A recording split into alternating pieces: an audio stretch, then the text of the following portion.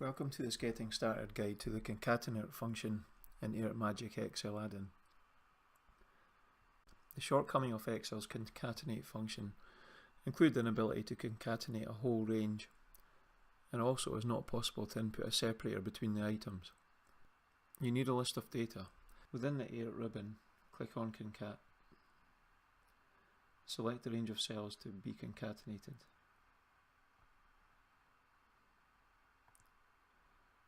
Select the cell where you want the result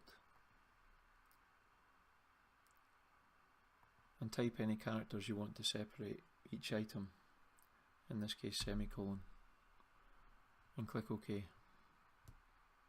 Once you have created this list, you can share it with anyone, whether they have AIRT Magic or not. You can also type Concatenairt in a cell.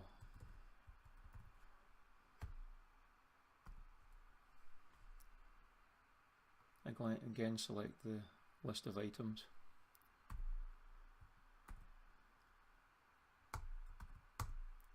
And then the separator.